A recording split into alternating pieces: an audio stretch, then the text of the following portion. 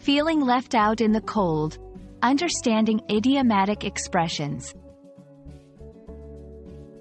Hello, everyone. Welcome back to our channel.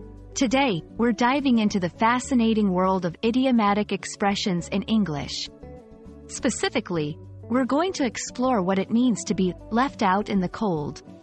This phrase paints a vivid picture and carries a deep meaning, which we'll uncover together. So, let's get started and unravel the layers behind this expression.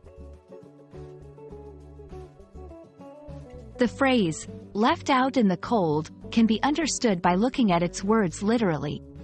Imagine being outside during winter, feeling the chill, and not being able to enter a warm place.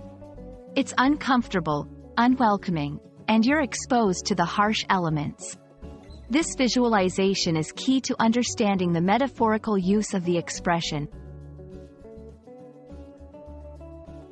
Moving beyond the literal, left out in the cold, is used to describe a situation where someone is excluded from a group or activity. It conveys feelings of being neglected, ignored, or forgotten. Just like the physical discomfort of being cold, this phrase captures the emotional discomfort of not being included or considered. To fully grasp this idiom, let's look at some examples. In the workplace, after the new management took over, some of the original team members felt left out in the cold, not being included in key meetings. In personal relationships, when all of her friends planned a trip without inviting her, Maria felt left out in the cold.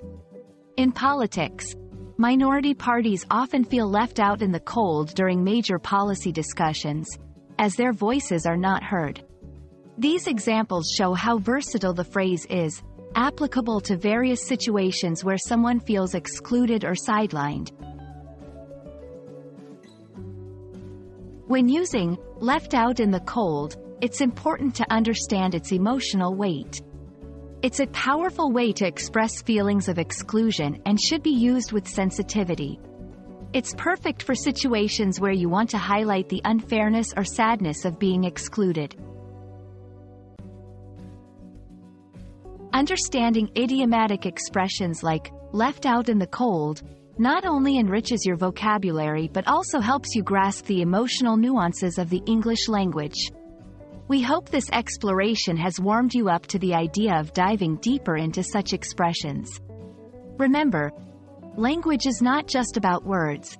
It's about the stories and emotions they convey. Thanks for watching, and we look forward to bringing you more insights into the English language in our upcoming videos.